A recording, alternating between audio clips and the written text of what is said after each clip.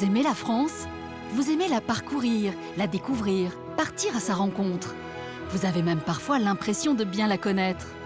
Nous avons tous une petite plage, une petite crique, une clairière, un hameau ou un chemin qui n'appartient qu'à nous, loin des sentiers battus, et que nous ne voulons partager qu'avec ceux que nous aimons. C'est cette France-là que nous voulons vous faire découvrir à travers 100 lieux qu'il faut absolument voir dans votre vie.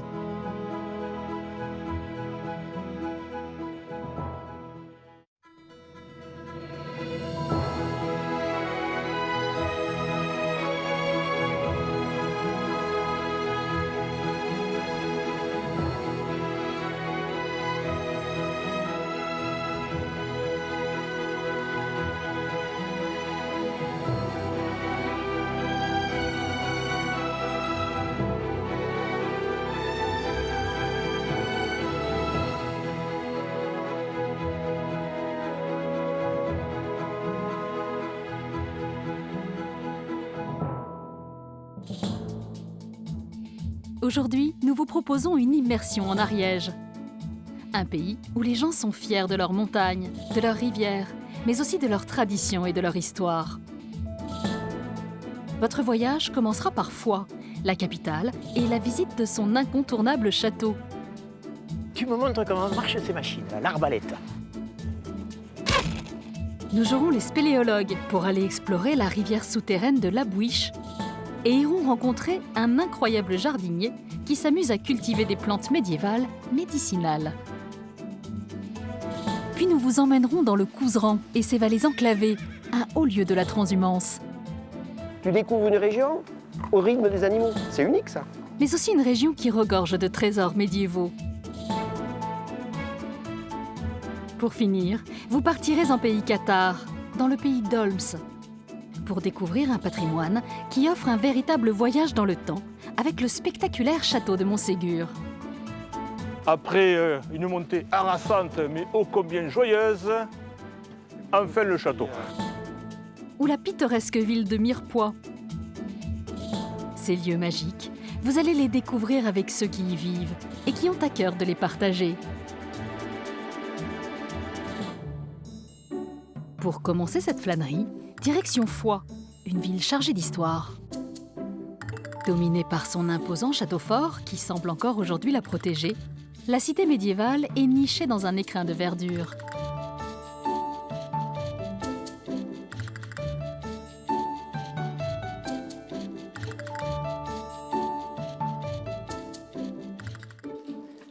Jean-Michel Gadal est notre premier guide pour cette nouvelle région.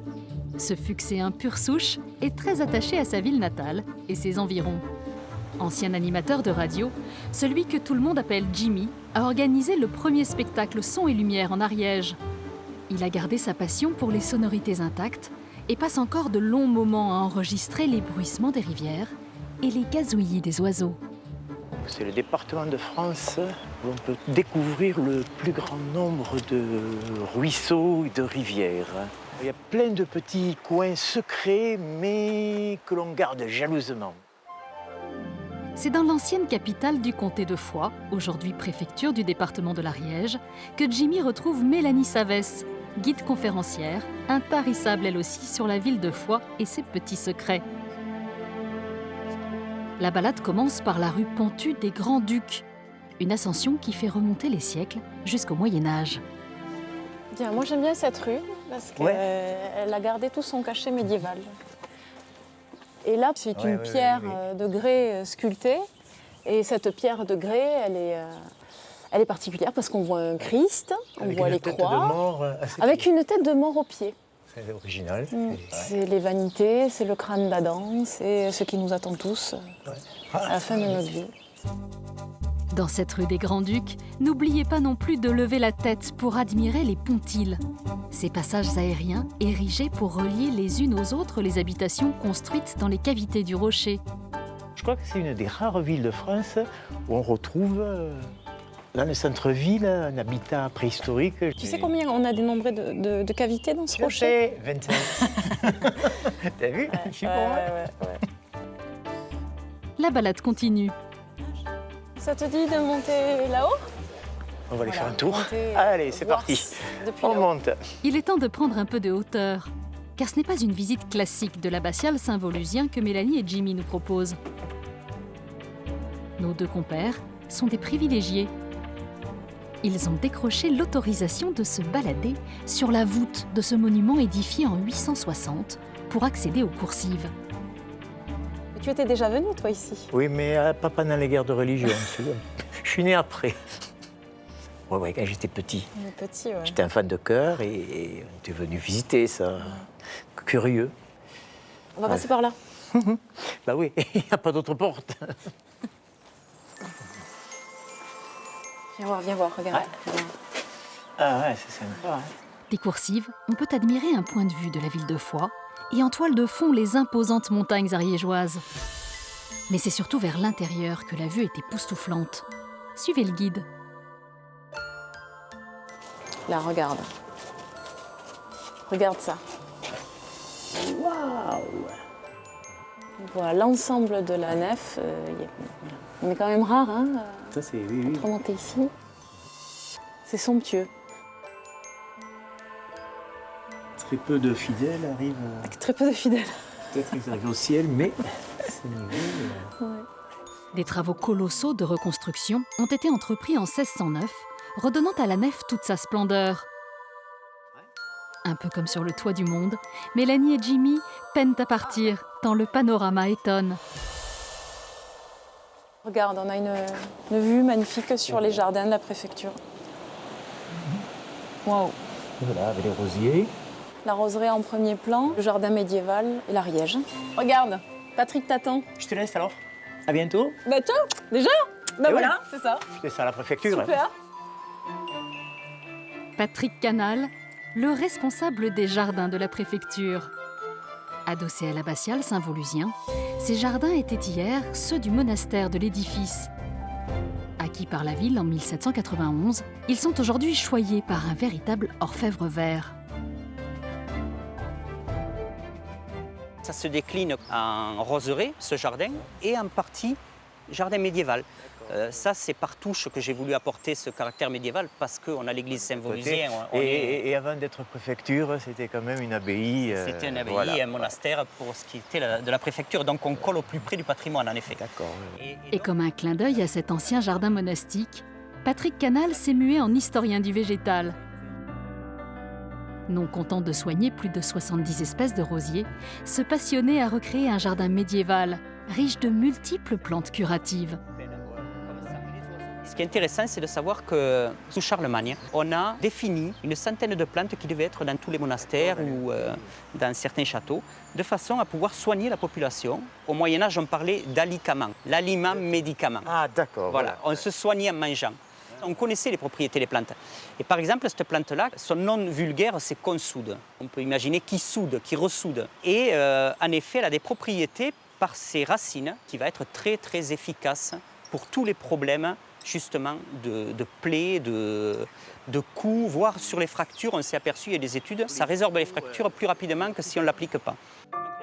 Alors si vous êtes de passage à Foix, n'hésitez pas à passer par la préfecture pour demander conseil à son jardinier qui vous fera redécouvrir les bienfaits de la consoude, de l'ortie, du chardon ou de la bourrache, des végétaux un peu oubliés.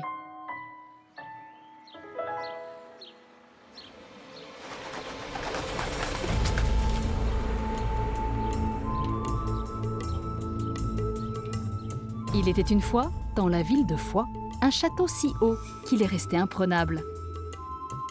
Construit dès l'an 1000 sur un promontoire rocheux de plus de 60 mètres, il dégage un sentiment de puissance et impressionne encore aujourd'hui par son envergure et son parfait état de conservation.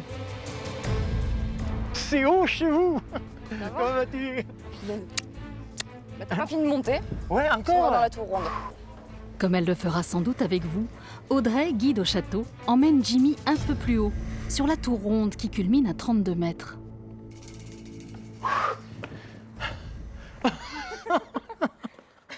Quelle hauteur. Qu'est-ce que tu me montres? La vue. C'est vrai qu'aujourd'hui ça paraît être un élément touristique, mais en fait la vue c'est exactement pour cette raison qu'on a choisi de construire aussi haut. C'était un emplacement stratégique. Effectivement, on est complètement entouré par toutes les montagnes qui vont créer une sorte de rempart naturel, en fait déjà efficace. Et là, de ce côté, tout en fond de vallée, on a l'ouverture en direction de Toulouse. Toute tentative d'invasion sur le territoire sera très vite détectée par le château de la vue qu'on a là-bas. C'est finalement la configuration parfaite d'un point de vue stratégique. Mais il est beau quand on le voit de loin. Ah oui, bien sûr qu'il est beau. La visite continue dans le château et sa tour ronde, dite Tour Phébus. C'est là qu'on peut encore visiter des cellules, car le château de Foix, du Moyen-Âge jusqu'à l'Ancien Régime, a servi de prison. En fait, ça, c'est une porte qui date du Moyen-Âge, à l'origine. Le bois a été trempé pour la solidifier, donc elle fait environ 400 kg.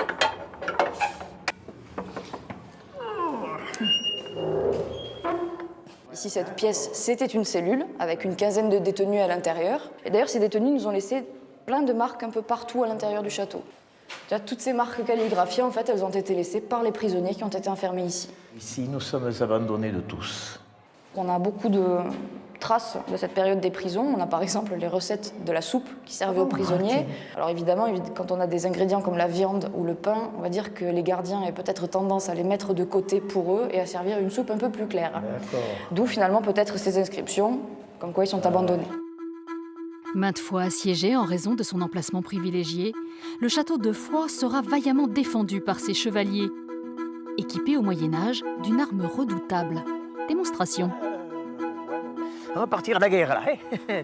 Tu me montres comment marchent ces machines, là, l'arbalète. L'arbalète, Ouais. elle réapparaît en Europe au XIIIe siècle et elle va faire des dégâts considérables sur toute la chevalerie. Ouais.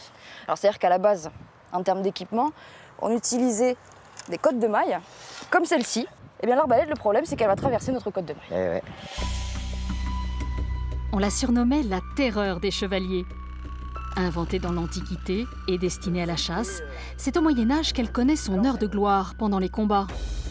Attention. Ouais, je me tiens à carreau, là. L'arbalète s'est à cette époque modernisée. Elle permet des tirs de précision et de grande portée. Et notez bien que chaque année, des journées médiévales sont organisées au château de Foix. L'occasion de vous familiariser avec le maniement de ces armes d'époque. Des hauteurs du château de Foix, aux profondeurs des grottes ariégeoises, il n'y a que quelques pas, et Jimmy a encore de l'énergie. Notre éclaireur nous amène maintenant à 60 mètres sous terre, naviguer sur la rivière de l'Abouiche, avec un de ses guides, Sébastien Cross. On est parti. Alors par contre, il vaut mieux mettre la veste, parce que 13 degrés à l'intérieur. Ah, 13 degrés. Voilà, ouais, il vaut mieux se couvrir un petit peu. Hein, c'est pas le pôle Nord, mais allez, okay, on ne sait je te jamais. suis. Allez, c'est parti. La rivière souterraine, elle a été découverte par hasard. C'est un monsieur qui s'appelait Monsieur Dunac, qui se baladait dans les alentours et qui, complètement par hasard, a découvert l'entrée naturelle qu'on a vue tout à l'heure. Donc une chance pour nous, ce monsieur, il était curieux.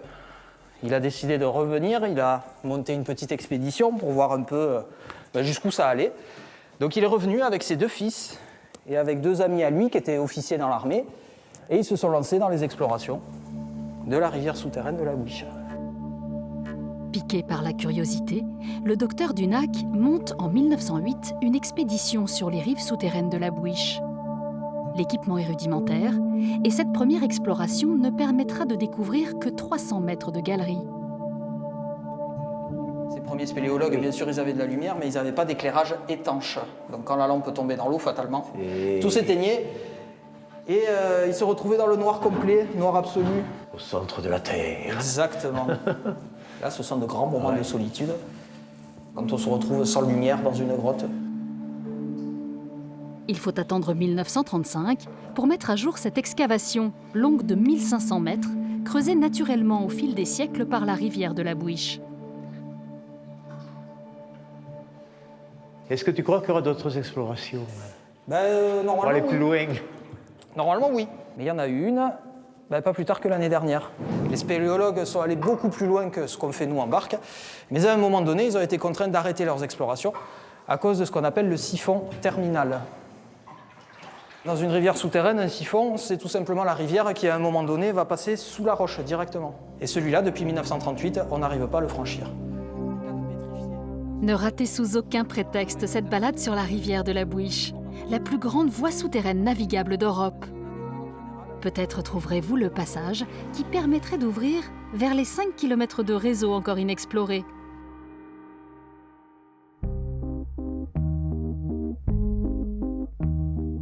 Les roches ariégeoises réservent encore d'autres surprises. Jimmy nous entraîne maintenant dans la vallée de Seurat, au pied des montagnes de la Haute-Ariège, où l'on trouve encore des carrières de grès schisteux. Mais aussi la dernière fabrique de pierres à aiguiser d'Europe, gérée par Alain Soucille. Ouais, tu vois, ça c'est la matière qu'on a ramenée de la carrière, c'est notre matière première. Et dedans, on coupera des pierres à faux. Ok. On les stocke ici. Ouh, ouais, c'est On fait un léger petit- ton truc. On fait un stock pour la saison. Là. Ouais. Une fois extraite de la montagne, il faut encore trancher la pierre et affiner son grain. Du coup, ça part ainsi. Si je m'occupe un peu de toi, tu pourras me le recoller. Non, on te descend au suivant là-bas. Ouais, ça fait rire, on y va quand même. Bon, alors je pousse. Jimmy joue les apprentis tailleurs sous le regard amusé d'Alain, car la modernité est passée par là. Avant d'être équipés de scie, c'est au début du siècle, à l'enclume, que les tailleurs découpaient la pierre. Démonstration. Si tu veux, tu as un poinçon qui est ici. Et on vient taper sur l'enclume. Ils grignotaient la pierre. Et là, ils allaient donner la forme de la pierre à faux. C'est un travail très très long. Hein. Mais les opérations ne s'arrêtent pas là. Une fois découpée, reste encore à polir la pierre, la rendre douce au toucher. Pour cela, Alain utilise une berceuse. Voilà. Un drôle de couffin en métal contenant un mélange d'eau et de gravier. Bercées et entrechoquées les unes contre les autres pendant une bonne heure, les pierres se lustrent naturellement et sont prêtes à redonner tout leur tranchant aux lames émoussées.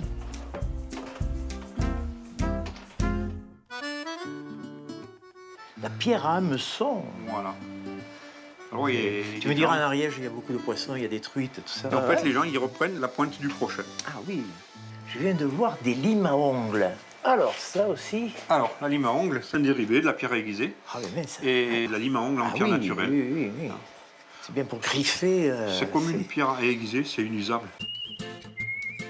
Et maintenant que la pierre à aiguiser n'a plus aucun secret pour Jimmy, notre guide s'apprête à aller découper des taillous, une spécialité fuxéenne. Direction les cuisines du restaurant de son amie Laetitia Bicher. Salut Laetitia. Salut, comment tu vas? Ça va? Ça Toujours? va? Ouais. Bon, tu viens m'aider à cuisiner là? Si tu J'ai veux. besoin de toi pour des petits Ah. taillous. Des taillous. Patanos bouillidos, des pommes de terre bouillies coupées en morceaux. Voilà, parce que taillous, pas toi, ça veut dire un morceau de Morceaux, pomme de terre. voilà. Taillés, taillous. Voilà. Et pour accompagner les taillous, de simples carrés de pommes de terre, chacun sa recette. Je sais pas si toi tu les fais à la saucisse de foie, Avec du cambajou, le jambon. que moi je le fais avec de la saucisse de foie fraîche. Ah, puisque nous sommes à foie, Tu vois? ça va être bon quand ça va être prêt. Ouais. C'est un plat quand même qui se fait rapidement. La recette des taillous, ces carrés de pommes de terre cuits à l'eau et agrémentés, est dans la région un plat qui se décline à toutes les sauces, si l'on peut dire. Avec des légumes sautés, de la viande, liée avec un œuf, c'est un plat simple.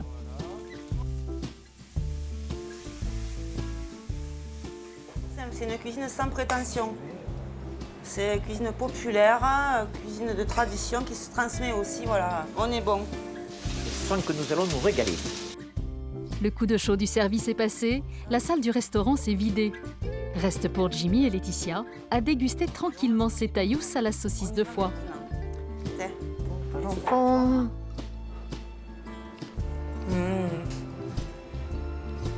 Qu'est-ce que t'en penses à la saucisse? Délicieux. Eh bien, figure-toi, elles sont meilleures que les miennes. Ah, mais ça me Ouais. fait plaisir. J'adore. Parce que c'est moi qui ai taillé les taillous. Ouais, Aussi, c'est ça ça aussi. contribue. C'est ça. Mais oui, en plus, c'est important. Les taillous, une recette sans prétention, un peu comme ce département d'Ariège.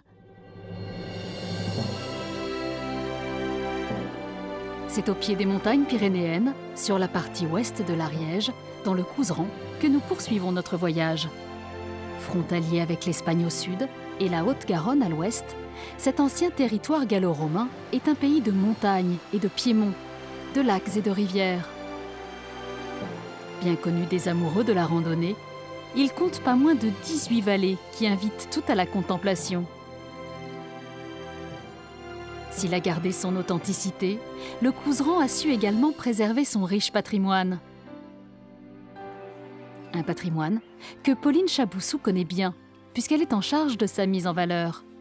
C'est elle qui sera notre guide pour cette région. Ça a été un coup de cœur pour ce territoire. Ça fait maintenant 10 ans que j'habite ici et je m'occupe de révéler les trésors des vallées du Couserans. On a des petites églises romanes, des châteaux aussi, et puis également des savoir-faire remarquables. C'est une vraie chance. Des petits villages, en passant par les églises ou les chemins de randonnée, cette Couseranaise d'adoption aime déambuler dans sa région. Et de la vie de notre guide, il est une étape à ne rater sous aucun prétexte. Saint-Lizier, la cité épiscopale ariégeoise, sans doute la plus chargée d'histoire. Fondée par les Romains, la ville des Consorani reste marquée de l'empreinte des 79 évêques qui s'y succédèrent.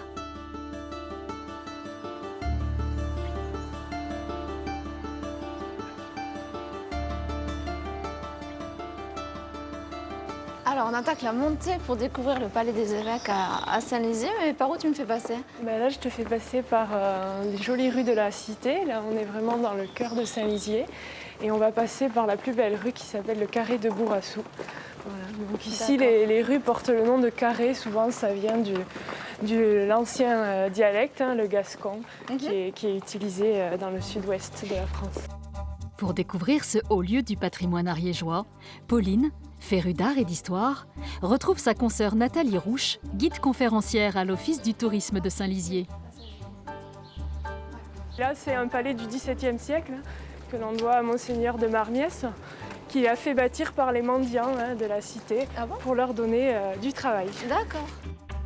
Le palais des évêques est un ensemble architectural qui s'appuie sur des remparts gallo-romains du IIIe siècle. De sa terrasse, il offre une vue imprenable sur la région. Et c'est assez récemment que sa basilique, la cathédrale de la Cède, a révélé un secret. Pour le découvrir, vous devrez, comme Pauline et Nathalie, lever la tête. C'est un petit coup de chance puisque c'est à la faveur de la restauration des boiseries du cœur qu'on a découvert par hasard des peintures dissimulées derrière les boiseries très anciennes. C'est d'ici qu'on a la plus belle vue sur les voûtes et sur les peintures. Ça a été retrouvé dans les années 1990. Il y avait quand même 6 couches d'enduit qui les cachaient. Et à l'arrière, on a vu donc des peintures apparaître. Et il y a eu plusieurs travaux de restauration. Et ça a terminé dans les années 2000 et on a pu mettre à jour tout ce décor. On l'appelle aussi la chapelle Sixtine de l'Ariège. Celle que je préfère, c'est la Sibylle de Cumes qui tient dans sa main une jolie fleur. Elle est très belle et elle nous fixe au premier regard. Ouais. Ce décor Renaissance sur les murs et les voûtes de la cathédrale fut commandé par Jean d'Aula, évêque de Couserans, de 1475 à 1515, puis recouvert au fil du temps. 2 longues campagnes de restauration qui s'achevèrent en 2010 furent nécessaires pour lui redonner toute sa splendeur. Je suis venue à plusieurs reprises quand il y avait les restaurateurs, donc grimper aux échafaudages, c'est ce que je préférais. Et c'était très bizarre, c'est vraiment fait pour être vu depuis en bas, quoi. C'est les techniques de trait, donc c'est vraiment fait pour être visible de loin. On voit un ensemble harmonieux, mais de près, ça va nous paraître assez grossière. Oui. Ouais.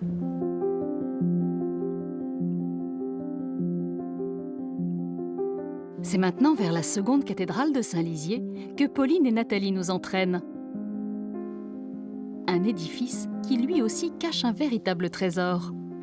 Un cloître roman et ses élégants chapiteaux de pierre taillée. On a très peu de scènes bibliques. On a ici, par exemple, un bestiaire. On a 2 animaux qui s'affrontent. Et regarde le détail du pelage, c'est vraiment grandiose. Les colliers, les poils, les petites oreilles. Oui, les griffes, les dents acérées. Alors, sans doute des chiens ou des loups, mais c'est vrai que dans la région, on a tendance à dire que ce sont des ours. Édifié en plusieurs périodes au XIIe siècle, ce préau est une invitation au voyage vers le Moyen-Âge et surtout la sérénité.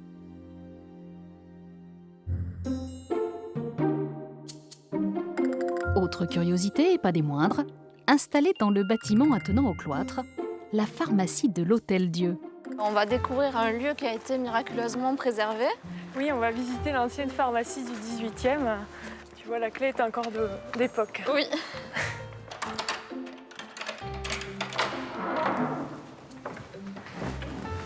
Alors c'est toujours aussi extraordinaire quand je viens ici parce que c'est vrai que c'est un miracle d'avoir une pharmacie du XVIIIe siècle intégralement conservée avec tous les pots en faïence qui contenaient les onguents et les potions, c'est quand même... Ah oui, c'est un vrai trésor, hein. Si tu regardes, il manque aucun pot, aucune bouteille. Une officine où le temps semble s'être arrêté. Sur les rayonnages de bois au ton ambré, des pots peints au nom des élixirs guérisseurs. Et il y a des pots avec des potions assez surprenantes, je crois, qu'il y a un élixir de longue vie quelque part. Oui, alors l'élixir de longue vie, il est ici, hein, c'est le pot que tout le monde souhaite avoir à la maison, mais bon, rien de miraculeux, hein, c'était tout simplement un fortifiant. D'accord. Voilà. On a des choses aussi un peu plus surprenantes. Hein. On a l'huile de chien, c'est le pot le plus photographié de la pharmacie. Hein. C'était le remède pour soulager les sciatiques qui était fait à base de petits chiots. D'accord. Qu'on mettait à macérer dans de l'huile. C'est affreux cette histoire. J'espère que ça n'existe plus. Non, ça a disparu heureusement. Souffreteux ou non, ne manquez pas de visiter cette officine lycéroise et marquez un arrêt devant le matériel chirurgical de l'époque qui laisse imaginer le pire. Mais il en faudra plus à Pauline pour lui couper l'appétit. C'est à Saint-Giron, la capitale du Couserans, que Pauline presse le pas pour un rendez-vous. Gourmand cette fois. Ça sent bon. Allez Pauline, le tablier et puis les cheveux attachés s'il te plaît. Merci. Voilà, et on va attaquer. Dans les cuisines de cette pâtisserie, Pauline retrouve une figure de la gastronomie locale, Martine Crespo, la spécialiste de la croustade. Alors, je ne vais pas te demander de révéler les secrets de ta pâte parce que je sais que c'est Alors, c'est propre à chaque famille presque. Mais je peux te donner la recette, hein, tranquille. D'accord. Ça C'est le m'étonnerait. coup de main qui fait tout. Ouais, ça m'étonnerait que tu arrives à faire pareil. Hein. C'est tout un tas de petits détails. Et c'est la somme de ces petits détails qui font le produit. Rien d'autre. C'était quelque chose qui se faisait exclusivement dans les familles, pour les fêtes. Voilà, ça se faisait dans les familles pour les fêtes, donc ça se faisait uniquement 2 fois par an. Ce qui se passait, c'est que les familles où il y avait des paysans, donc dans ces familles-là, tu avais toujours un four. Et les familles comme moi, où c'était des familles ouvrières, on n'avait pas de grand four. Donc le boulanger du village consacrait sa journée du vendredi à faire cuire les croustades du village. La croustade, en occitan crostada, comprenez croûter, est une fine pâte feuilletée qui enveloppe en dessous et au-dessus des fruits frais sucrés. Elle est depuis toujours un incontournable des fins de repas ariégeois. La souplesse et la finesse de la pâte, c'est extraordinaire. C'est presque transparent et pourtant elle ne se brise pas, elle ne se troue pas. Non, elle est très souple. C'est quasiment du tissu. On va couper la pâte, elle va se souder le dessus et le dessous. Ah ben, il n'y a plus qu'à enfourner. Voilà, impeccable. Et voilà. 20 minutes plus tard, c'est l'heure de la dégustation. La croustade, ça se mange avec les doigts, mais aussi, est-ce que tu connais la Georgette? Mais bien sûr, je connais la Georgette. Ça, c'est vraiment le couvert qui a été créé juste à côté d'ici, à Saint-Lizier, qui a la forme d'une pâte d'ours. On peut piquer, on peut couper. Ça va être parfait pour notre croustade. La Georgette, ce couvert hybride, mi-cuillère, mi-fourchette, médaillé d'or au concours Lépine en 2016, a déjà été adopté par tous les grands chefs.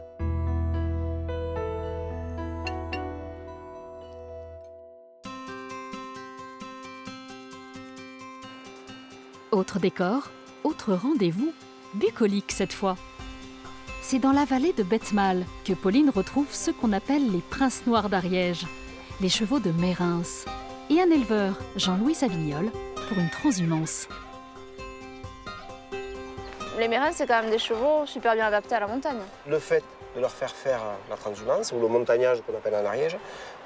Ça leur permet d'avoir un pied sûr. Et ils sont dans des territoires hyper escarpés. Donc ça les aide vraiment à prendre confiance et après se déplacer n'importe où. Donc là, on est monté sur des zones complètement difficiles, très glissants, très pentus. On a fait des descentes avec eux sur les fesses, comme en ski, quoi. Ils godillent sur le... C'est vrai? Ah ouais, c'est extraordinaire. Ah ouais. C'est vraiment une race typique. Hein. Alors c'est le cheval par excellence d'extérieur de montagne.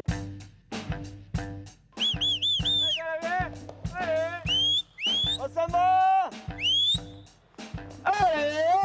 Tu vois, ça part pas au galop, hein. Ils sont nazes. Hein. Ils sont fatigués, ils ont mal aux pieds. Ça va nous faire une transhumance tranquille. Là. Lui, il a les sabots nus. Oui, ils sont tous sabots nus. On va regarder les cornes, tu vas voir, regarde. On va lui demander, voilà, regarde. Tu vois, ils avaient 2,5 cm de cornes il y a 5 jours. Voilà. Donc là, ils sont vraiment sur la sole, quoi. Il est temps d'arriver. C'est aujourd'hui la dernière étape de cette transhumance, une migration de 70 km qui va mener les Mérins jusqu'à 1800 mètres d'altitude vers les sommets des montagnes ariégeoises. Pauline, Jean-Louis et quelques passionnés accompagnent le troupeau dans les alpages, où les bêtes vont profiter des pâturages de montagne et de leurs ressources fourragères. Ah, l'Ariège, c'est beau, hein. Il suffit juste de prendre le temps pour la voir. Là, c'est un bon rythme. C'est génial. Tu découvres une région au rythme des animaux. Voilà. Elle est pas belle, la vie, hein? C'est vrai que là, c'est parfait. Hein. Que vous soyez piètre cavalier comme Pauline, qui aura préféré marcher aux côtés des Mérins, ou émérite, sachez que vous aussi, vous pouvez en Ariège suivre la transhumance des chevaux, mais aussi des moutons ou des bovins. L'occasion de belles fêtes et de promenades inoubliables. En contrebas de cette vallée de Betmal, Arrête, un petit hameau d'une centaine d'âmes. C'est ici que Pauline va retrouver le dernier ariégeois qui perpétue un savoir-faire pourtant traditionnel de la région, un artisan sabotier. Bonjour Pascal. Ah, bonjour Pauline. En quoi tu t'es lancé aujourd'hui? Voilà, j'ai des sabots à finir pour des jardiniers. D'accord. Puisque c'est le grand boom du sabot en bois pour les jardiniers aujourd'hui. C'est des gens qui abandonnent les sabots en plastique pour venir à des choses plus saines comme le bois, puisque c'est ce qui protège le mieux contre le froid et l'humidité. D'accord. Et là, c'est pas fini du tout, hein. Il reste beaucoup de travail, de finition intérieure, de ponçage, de vernis, de gravure. Il faut des heures de travail à Pascal pour modeler, tailler une paire de sabots. Une fois la forme extérieure sculptée au parroir, c'est avec une cuillère, un outil tout aussi traditionnel, que Pascal crée la forme intérieure de la chaussure, élimine les irrégularités pour la rendre confortable. Moi, la dernière fois que j'en ai mis, j'avais 4 ans pour la crèche vivante à Pointe-Isinard. Et c'était laborieux pour traverser l'église. Hein. Bon, C'est-à-dire que je les perdais, quoi. Ah ouais. Ah ben s'ils n'étaient pas adaptés. Souvent, les gens, ils récupèrent des sabots. Ouais. Que ce soit dans un vide-grenier ou ceux du grand-père. Et puis, ils n'arrivent pas à les mettre, évidemment, donc ça leur fait mal aux pieds. Et ils gardent cette image du sabot, alors que les sabots, c'est personnel. Il faut acheter sa paire de sabots qui soit bien réglée à son pied et il n'y a pas de souci. Hein. Bon, j'en essaierai une paire avant de partir, alors. Oui. Mais dans l'atelier de Pascal, on trouve également de drôles de sabots, à longue pointe, du nom de la vallée, les sabots traditionnels de Betmal, uniques au monde. Je me demandais si réellement les gens les portaient ou si c'était uniquement pour le symbole, quand on offrait les sabots au moment des mariages. Il est porté donc pour les grandes occasions. Le jeune berger Betmollet devait offrir à sa future épouse, le soir de Noël, une paire de sabots à longue pointe. On disait que plus la pointe était longue, plus l'amour était grand. Ça, c'était la tradition. Oui, alors que bon, moi, si on m'offre une paire de sabots comme ça, je pars en courant parce que l'histoire, c'est quand même pour rappeler la légende. Ouais. La légende de Betmal. C'est terrible cette histoire des sabots de Betmal quand même. Une légende qui raconte qu'au Moyen-Âge, un berger de la vallée, trompé par sa promise, aurait décidé de se venger en taillant ses sabots à longue pointe pour y embrocher les cœurs sanguinolents des deux amants. Mais pour des sabots plus utilitaires, c'est sa propre signature que Pascal grave sur le haut du sabot, un épi de blé. C'est sympa, ça donne une jolie finition. Ah oui, oui. Très joli. Bravo. Le gauche et le droit. 37, c'est ma taille. Ah, tu vas pouvoir les essayer alors. Je repars avec si tu veux. Ouais, Ouais, impec. comme Cendrillon. C'était des chaussures de verre, c'était pas des chaussures de bois. Alors, comment tu t'y sens? Écoute, très bien. Non, on est bien, hein. Je pensais pas que ça tenait autant aux pieds et que c'était aussi léger. Je fais le défilé. Non, c'est chouette. Bon voilà, ça c'est vendu. Oui, écoute. Prenons maintenant la direction de l'Est ariégeois et le pays d'Olms. Lové au pied du massif de Tarbes, au carrefour des influences océaniques, méditerranéennes et montagnardes. Cette contrée a cultivé son patrimoine médiéval et étourdit encore avec ses paysages et ses espaces à couper le souffle. Natif de la région, Jean-Luc Torresillas est un inconditionnel de cette nature sauvage. Je suis amoureux, quoi, en clair. Hein. Les pays d'Ariège se découvrent, ils se gagnent. C'est-à-dire qu'il faut aller les chercher, parce qu'ils ne sont pas donnés comme ça. C'est plein de petits coins. Et parfois, c'est pas marqué sur les cartes, quoi. Donc ça se gagne, quoi. Ça se gagne. Passionné de spéléologie, mais aussi de culture et d'histoire, Jean-Luc propose de nous emmener découvrir la cité médiévale de Mirepoix.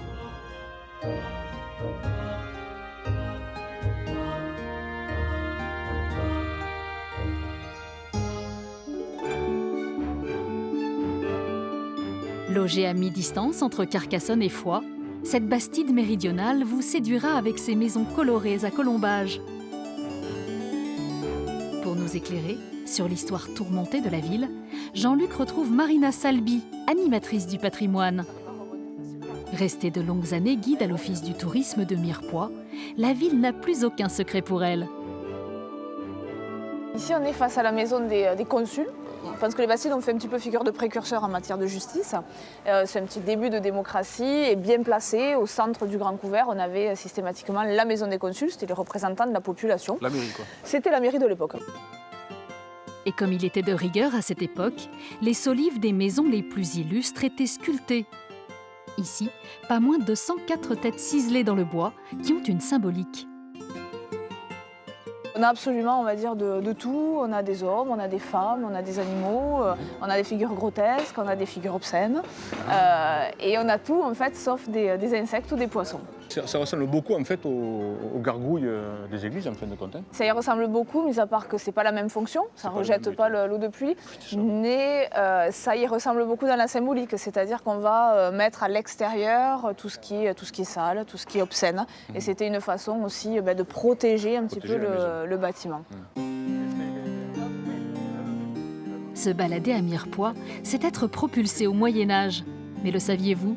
La ville a connu plusieurs implantations et a dû prendre ses distances avec l'Hers, l'affluent voisin. L'histoire veut que Mirepoix a été façonnée un petit peu par l'histoire de la rivière. Et la rivière a emporté la première ville de Mirepoix à la fin du XIIIe siècle. Donc complètement balayée, la ville a été reconstruite. On s'est éloigné de la rivière, c'était trop dangereux, on est parti sur la rive gauche. C'est en forme de bastide, avec des rues tracées au cordeau et une place centrale que les architectes de l'époque repensèrent Mirepoix. Et jamais plus la cité n'a subi d'inondations ravageuses. Et comment quitter Mirepoix sans avoir les papilles qui frétillent ? Car la simple prononciation de son nom évoque tout de suite la gastronomie. La Mirepoix, une préparation à base de légumes découpés un peu comme les rues de la ville, avec minutie. Pour sublimer cette préparation, Jean-Luc retrouve un chef hollandais, Roger van den Bigelaar, aux manettes d'un restaurant prestigieux. D'abord, on va... Ah ben oui, c'est le minimum. Comme tu vois, Jean-Luc, la base de cette mirepoix, c'est l'oignon, carotte, céleri. Et voilà. Très bien. Alors, comme Escoffier dit, un mirepoix classique, c'est 1 cm à 1 cm, ça veut dire des dés. Oui. À partir de là, tu construis une sauce, une soupe, comme tu veux. Surnommé le cuisinier des rois, Auguste Escoffier fut au début du XXe siècle un des premiers à écrire des livres de recettes qui restent encore aujourd'hui pour de nombreux professionnels un vrai code culinaire. Un peu de graisse de canard, donc ? Tout à fait. Voilà. C'est lui qui a consigné les règles de coupe de la traditionnelle mirepoix. Quel est l'intérêt de découper en dés comme ça, si petit? C'est juste de créer des surfaces qui donnent en cuisson toute la saveur. Tout à fait. Et tu sens déjà les... Oui, ça monte, oui. Ouais. C'est en 1780 que cette poêlée de légumes coupés en dés aurait été baptisée Mirepoix, du nom du duc de Mirepoix, qui en raffolait. En fait, c'est une cuisson très très rapide en fin de compte. Oui. Et une fois les légumes rissolés, on les mouille au bouillon. C'est presque comme des Italiens font un risotto. Oui. Je fais humidifier, je fais évaporer et je rajoute un petit peu. Tu vois, les couleurs sont plus fades qu'avant, ça veut dire la cuisson maintenant commence à rentrer dans les légumes. Oui. Moi, j'arrête là. D'accord. Il est temps de dresser. Et comme va nous le montrer Roger, les légumes riches en saveurs peuvent être agrémentés de viande. Oh là là, cette odeur. Moi, j'ai travaillé un petit peu le porc, ça veut dire avec le boudin, oui. On a fait un petit croquant. Ça sent bon, dis donc. Alors Jean-Luc, je travaillais la poitrine, une cuisson de 9 heures, très lente, et un petit pièce de filet. Ça ne donne qu'une amie, c'est de passer à table. On y va? Pour cette assiette, tranche de filet mignon, croquant de boudin au vinaigre de framboise et poitrine de porc de 9 heures. Bon appétit. Merci, cher ami. Les carottes sont cuites. Juste comme il faut. Il y a une juste presque al dente. C'est agréable. N'hésitez pas chez vous à vous essayer à la découpe de la Mirepoix. Mais ne ratez pas l'occasion d'aller la déguster sur place, dans la cité qui porte son nom. De la gastronomie au château Cathare, il y a un peu plus d'un pas à parcourir. Pour aller contempler le château de Montségur, posé sur un piton rocheux à 1200 mètres d'altitude, Jean-Luc va devoir grimper. Pour cette ascension vers l'histoire du catharisme, il rejoint son ami guide au château, Fabrice Chambon. Vraiment, Montségur, à ce niveau-là, il marque un tournant. Je crois que là-haut, pendant 40 ans, pourtant, alors qu'on est en pleine période de guerre, c'est peut-être un des rares moments où les Cathares vont connaître une vraie période de paix. Montségur, c'est important parce qu'on a une longue vie cathare sur ce site qui a vraiment marqué la montagne. Refuge de la hiérarchie cathare, ces chrétiens dissidents mis en fuite par la croisade et le pouvoir royal en 1243, le château de Montségur fascine toujours. Nous voici sur les marches taillées en padane. Ces marches ont été conçues à ce que les montures puissent monter jusqu'au sommet de la montagne. Et c'est toujours émouvant de se dire que finalement, les Cathares, pendant plus de 40 ans, ont forcément emprunté ce cheminement-là. Plusieurs chantiers de fouilles ont été entrepris au fil des années et ont permis aux archéologues de reconstituer le déroulé des derniers mois de siège de 1244. Là, nous nous trouvons devant en effet ces murailles qui sont des murs en pierre sèche et qui correspondent aux chicanes en fait, qui permettaient de protéger l'accès au castrum sur cette face sud. C'est contre ces murailles que les croisés se sont cassés le nez pendant plusieurs mois. Ils sont pas passés. Il y a plus de 800 ans. Voilà, ils sont pas et passés. grâce à elles, de ce côté, ils sont passés par là. Ouais, tout à fait. Mais ne vous y trompez pas, les ruines du château de Montségur, telles qu'on les voit aujourd'hui, ne sont pas celles de la Bastille cathare. Ce sont celles de la forteresse reconstruite par les croisés et le lieutenant du roi de France, Guy de Lévis, pour défendre la frontière avec l'Espagne à la seconde moitié du XIIIe siècle. Moi, je dis toujours que c'est le château des vainqueurs. On réassoit un nouveau symbole, on rase tous les bâtiments qu'il y avait à l'intérieur de ce castrum du temps de l'époque cathare, et sur les vestiges une fois rasés, eh bien, les vainqueurs vont venir reconstruire une nouvelle fortification qui est le symbole de la nouvelle autorité, qui est le château que nous voyons aujourd'hui, et que 800 ans plus tard, en gros, tous les visiteurs prennent pour le fameux château des Cathares. Mais non. Moi, ce que je te propose, c'est de laisser ce château de croisée, finalement, et d'aller voir les vrais vestiges d'époque cathare. Car ces vestiges existent bien.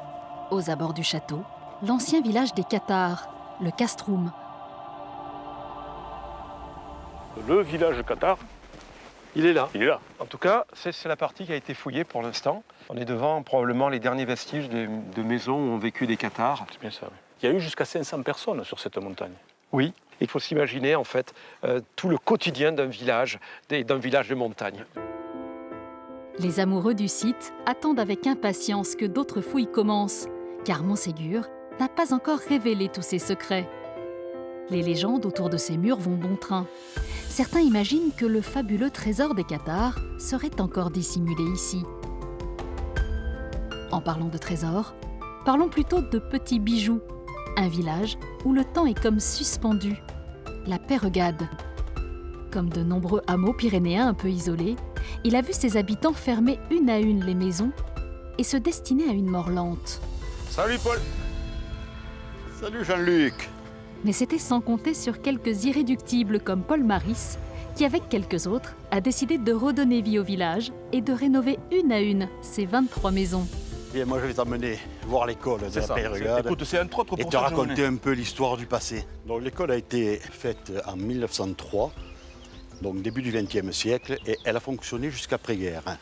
L'école a été ensuite rachetée dans les années 50 par une association d'étudiants qui se servait de cette école pour venir bosser les examens et s'isoler un petit peu loin des tentations de la ville. C'est pour ça qu'elle a été rénovée, qu'elle a été remise en état. L'histoire dit que lorsqu'ils venaient étudier ici, les étudiants avaient un taux de réussite qui était assez exceptionnel. Oui, mais c'est la magie du lieu, ça, c'est pas... Le surplus d'oxygène facilite également. La cloche que tu vois là-haut date également de 1903. Elle ne sert plus maintenant qu'à appeler les gens à manger. L'école fonctionne toujours. Au mois de juillet, il y a des élèves, des jeunes qui viennent. Du temps de sa prospérité, la Peyregade comptait jusqu'à 400 habitants. L'exploitation du bois et du talc offrait du travail à tous. Mais les débuts florissants de l'industrie textile ont sonné l'exode. Ça a été rénové maintenant, c'est devenu une maison d'habitation. Aujourd'hui, le village semble renaître de ses cendres. On y rénove les maisons et on s'organise pour que la vie reprenne. Avec les voisins, à l'heure actuelle, nous sommes 3 familles à vivre ici à la Peyregade. Et nous vivons un petit peu en autarcie. Au maximum, nous essayons d'éviter de faire brûler du pétrole ou de l'électricité. Et nous faisons nous-mêmes notre bois. Nous sommes au niveau énergétique en autonomie complète. Parfait. Tout le monde dit ça aujourd'hui, être autonome, produire sa nourriture, produire son bois. Mais nous avons une eau de source qui est extraordinaire. Elle est pile poil à la température qu'il faut pour le pastis. Eh bien, allez, je t'en offre un. Je pense qu'on va plutôt faire un café. Paul Maris a restauré la maison de son enfance. Et s'il affectionne le calme qui règne ici, il aime faire partager aux randonneurs la beauté de son village et il met tout en œuvre pour cela. Nous avons réouvert certains chemins qui avaient totalement disparu, c'est réouvert. On a réussi à faire une boucle complète qui permet d'aller à la cascade. Donc ce sont des sentiers, des chemins qui sont extraordinaires. Nous avons pas mal de visites de gens qui viennent à la Peyregade et ça c'est super agréable. Tu es en train de nous dire en fait que ce petit coin de vallée là, c'est bon, il est reparti, il revit. Dans la mesure où il y a du monde qui vient et qu'il y a des chemins de communication, la Peyregade ne va pas mourir. Voilà. Le message est clair, allez vous perdre sur les chemins de randonnée qui passent dans ce petit hameau de la Peyregade. Peut-être y trouverez-vous la maison de vos rêves. Direction maintenant le massif de Tarbes, bien connu lui aussi des randonneurs, pour aller rencontrer un artisan qui a repris une activité traditionnelle de la région, le travail de la corne. Je suis en train de m'inspirer d'une petite statuette en os qui a 35 000 ans pour faire la forme. C'est des petits chevaux trapus qui sont représentés par la préhistoire avec des pattes assez courtes. Et cette figure-là, c'est la première sculpture qu'on connaisse d'un cheval à 35 000 ans. C'est très ancien. Jean Mativet, ancien archéologue, a décidé il y a 2 ans d'installer son atelier à Lavelanet et de fournir aux boutiques des musées différentes figurines en corne. C'est bien sympathique, ça m'a fait. Moi, je vois une corne plate, là, tu vois. Chez moi, les cornes, elles sont rondes et tordues. Oui. Alors là, explique-moi, là. Pour arriver à cet état-là, on doit faire une étape qui s'appelle le biscaillage. C'est la mise à plat de la corne. On chauffe la corne, en fait, avec un bec à gaz. Ça la ramollit. Elle devient souple, plus tendre. On l'ouvre au couteau, on casse les fibres manuellement et on la passe sous presse. Et à partir de là, on obtient des plaques. Voilà. D'où, effectivement, la corne plate. Dernière étape pour magnifier ces petits objets en corne, le ponçage, avec des bandes de coton et flanelle pour faire ressortir les couleurs naturelles. Là, il y a tous les effets de transparence qui ressortent. C'est une matière naturelle et toute simple, quoi, la corne de vache, mais c'est là qu'elle devient... Ça fait de très beaux objets. Voilà. Très, très beaux objets. Au même titre qu'il n'y a pas 2 vaches semblables, il n'y a pas 2 cornes identiques. Chaque objet est donc unique. Le côté brillant. Tout à fait remarquable. La vulgaire corne, ça peut être un objet magnifique. C'est étonnant tout d'un coup. Hein. Ouais, c'est une matière qui est très noble. Ah oui, finalement. Inattendu, c'est un peu le maître mot quand on prend le temps de se balader dans le pays d'Olms. Après l'artisanat, nous allons maintenant découvrir un village, lui aussi assez extraordinaire. Bienvenue à Roquefort-les-Cascades. C'est ici que Jean-Luc retrouve son ami Dominique Déon, maire du village. Direction, les fameuses cascades qui ont une particularité et pas des moindres. Elles évoluent au fil du temps, car elles sont pétrifiantes. Explication. Le principe de base, c'est que l'eau que tu vois ici est fortement chargée en calcaire, puisqu'elle traverse un massif calcaire. Elle a la particularité, de par sa composition chimique, quand elle arrive à l'air libre, elle se décharge très rapidement de son calcaire. Ce qui fait qu'elle est toujours en refaçonnage. En fait, c'est la cascade qui s'auto-construit, quoi. Exactement, exactement. Cette roche calcaire si particulière s'appelle le tuf. Et c'est sur 30 mètres de hauteur que les cascades de Roquefort ont produit ce phénomène rare et assez fragile, une tufière. Si la formation de cette montagne de roches est en constante évolution, ce n'est pas le simple attrait du tuf. La visite se poursuit au cœur du hameau. Ce qu'a été, je t'ai fait descendre sous le pont pour admirer cette voûte, voilà, qui a été faite essentiellement avec de la pierre des cascades. Donc les cascades, c'était d'abord une carrière de matériaux, j'allais dire, voilà, où les gens allaient se servir pour les constructions, les ponts, les angles de maison, etc. Car le tuf a un avantage et pas des moindres. Humide, cette roche se découpe facilement à la scie. Une fois sèche, elle devient aussi dure que du béton. Et c'est tout le village de Roquefort-les-Cascades qui s'est construit grâce à la pierre de tuf. En Ariège, les villages, mais aussi les hommes, doivent beaucoup à sa nature. Ses pierres, ses rivières, ses pitons rocheux. Alors un conseil, partez à l'aventure découvrir cette région au trésor caché. Vous en tomberez à coup sûr amoureux.